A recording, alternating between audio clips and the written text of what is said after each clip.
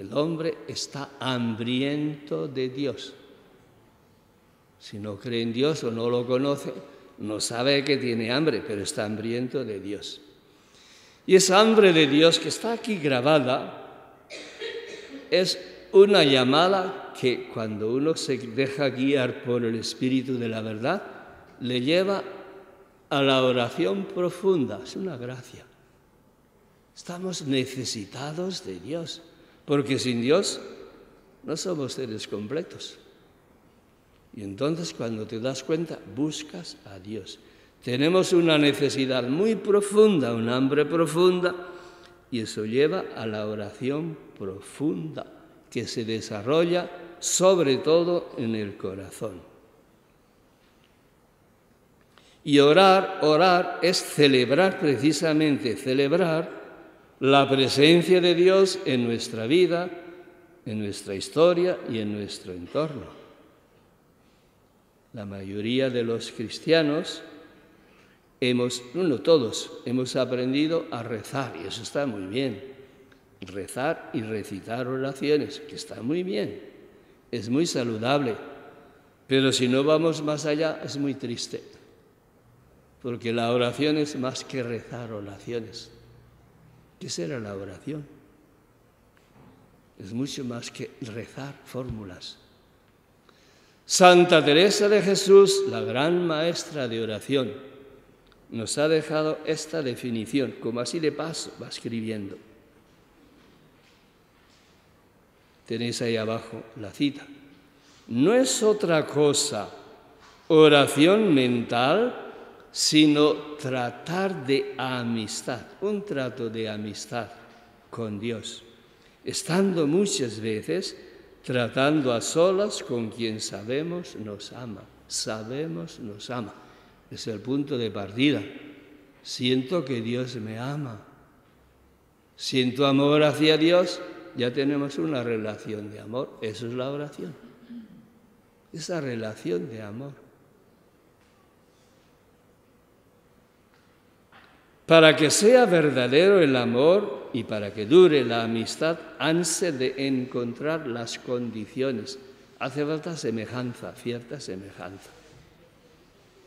Dios es perfecto, el ser humano es imperfecto, pero tratando con Dios en amistad, el hombre va cambiando, se va divinizando, se va haciendo según Dios.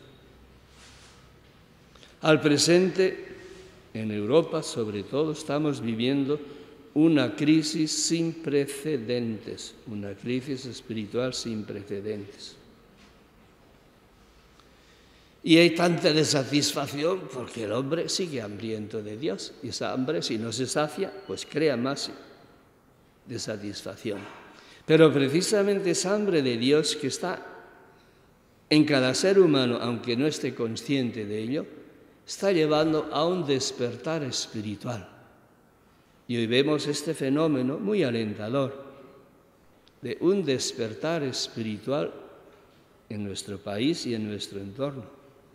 Y muchos hambrientos, desengañados de la Iglesia, buscan alimentarse siguiendo las técnicas del Oriente. Está muy bien. Y muchos, por la gracia del Espíritu, buscan alimentarse con la mística. Los místicos que antes eran mirados, como de reojo, los aristócratas del espíritu, son los mayores bienhechores de la humanidad, los que viven con alegría, los que se entregan al prójimo y los que están salvando al mundo. Y muchos están volviendo a la mística. Hoy hay un interés como nunca en la mística. Yo puedo hablar de los místicos carmelitas. Y a algunas personas fundamentalistas, en cuanto a eso del Oriente, siempre les suena mal, fuera todo, el diablo está por ahí. En el Oriente hay místicos, en todas las religiones hay místicos auténticos. Los teólogos que trabajan desde la cabeza o con la cabeza por delante tendrán muchas desavenencias siempre.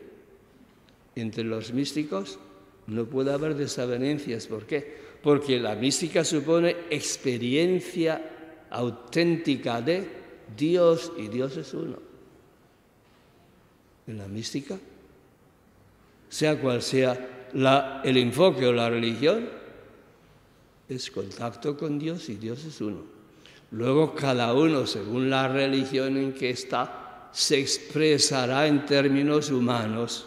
Ahí vienen las diferencias. Pero es que la experiencia de Dios es inexpresable. Y esa experiencia inexpresable, ininteligible a la mente, la tienen todos los místicos, cualquier sea la religión. Es la misma. Y un budista, un hindú, expresará eso en su marco budista y un católico en su marco católico. Eso es la expresión. Y por eso del Oriente podemos beneficiarnos enormemente, porque tienen experiencia de Dios desde hace milenios. Y a propósito de eso, tenemos aquí una cita de este Papa Juan Pablo II, que está tan presente en esta capilla. Leemos las palabras de Juan Pablo II. Mi pensamiento se dirige a tierras del Oriente, ricas en tradiciones religiosas muy antiguas.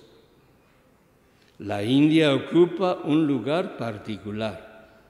Un gran movimiento espiritual lleva a la búsqueda de una experiencia que, liberando el espíritu de los condicionamientos del tiempo y del espacio, tenga valor absoluto. Dios está fuera del tiempo, fuera del espacio. El contacto con Dios es válido para siempre. Y continúa el Papa, corresponde a los cristianos de hoy sacar de este rico patrimonio de los orientales los elementos compatibles con la fe, de modo que enriquezcan el pensamiento cristiano y sobre todo enriquezcan la experiencia cristiana. Y demos gracias a Dios porque en todas las ciudades, supongo que en Marbella también habrá grupos que van a su escuela de yoga y se van acercando a Dios y llenando de Dios, y Dios es el mismo. Y muchas de esas personas a las que yo conozco, pues son católicas y vienen a la Iglesia Católica para los sacramentos y a la oración con mucho más fervor y más sentimiento que antes, más sentido, porque han contactado con Dios, gracias igual a estas técnicas. Y el contacto íntimo con Dios se hace en la línea de amistad, que no es cuestión de pensamiento, sino sobre todo de sentimiento. La amistad es una fuerza maravillosa que cambia la vida. Mira a tus hijos.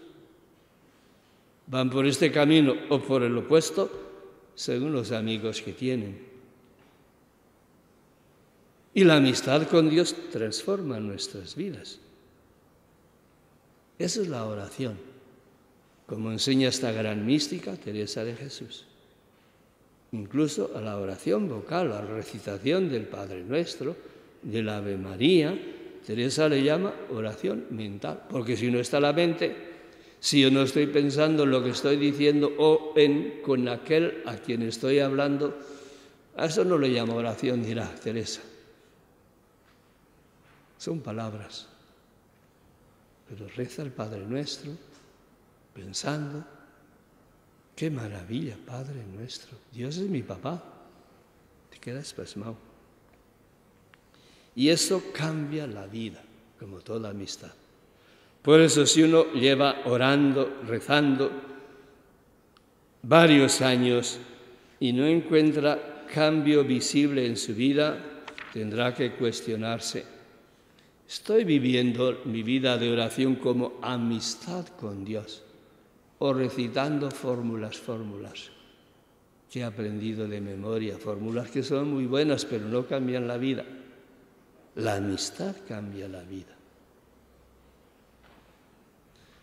Y la verdadera oración es eso, vivir en una relación de amistad con Dios, que sabemos nos ama.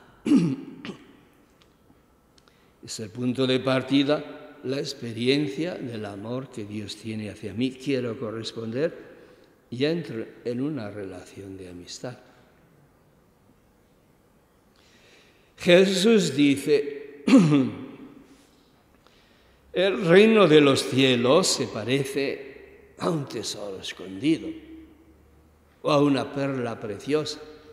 Quien encuentra ese tesoro se entusiasma y su vida cambia.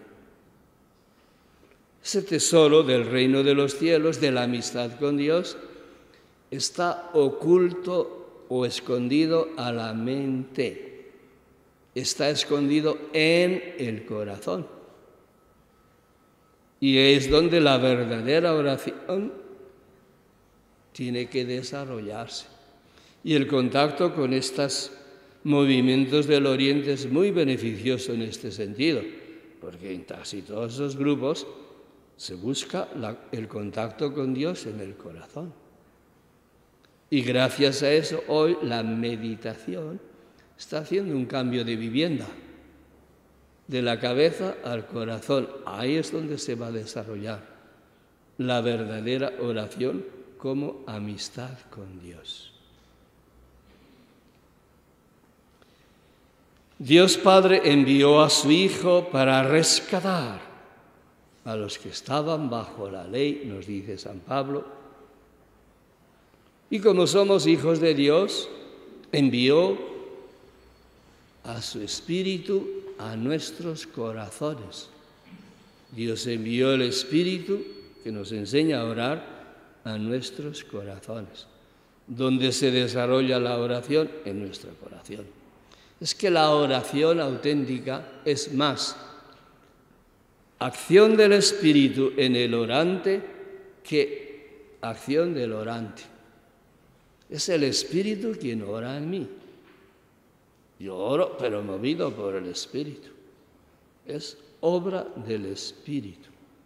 Y cuando comienzas a vivir la oración de este modo, es que la oración se hace tan natural y tan normal como el respirar. ¿Dónde respiras? ¿Y cuándo? Aquí y ahora. Pues aquí y ahora tu vida es oración. Si la vives con amistad, la vives 24 horas al día. No estás pensando en Dios 24 horas, pero vives en amistad con Dios 24 horas, como tampoco estás pensando en la respiración, pero respiras. Y eso transforma nuestra vida. Esencial para que se desarrolle la amistad, como dice Teresa, es estando muchas veces, no todo el tiempo, muchas veces a solas con el amigo, o sea, el contacto íntimo. Y eso lo vemos por experiencia. En los días del cole tenías una amiguita inseparable. Salís del cole y ya te vas distanciando. Ella se casa por el norte y tú quedas en el sur. Os llamáis por teléfono con frecuencia, pasan los años y solo te acuerdas por Navidad para enviar una tarjetita. ¿Pero qué ha pasado con la amistad? ¿Se ha roto? No. Se ha evaporado. ¿Por qué? Falta de comunicación. Tú vives aquí tu vida feliz y ella vive allí su vida feliz, pero no hay comunicación. Lo mismo sucede con la oración como amistad con Dios. Si no tenemos ratos estando a solas con el amigo, se va enfriando y evaporando. Por eso, sumamente beneficioso para vivir la oración como amistad con Jesús es tener la adoración perpetua. Pasarte un rato sin saber qué hacer. Es que no tienes que hacer nada. Oración es estar con el amigo. Aquí estoy yo, Jesús. Esa es la oración. Y no haces nada, pero tu vida cambia. Porque lo importante no es lo que haces tú, el orante. Lo importante es lo que hace Dios, el amigo divino, en la oración.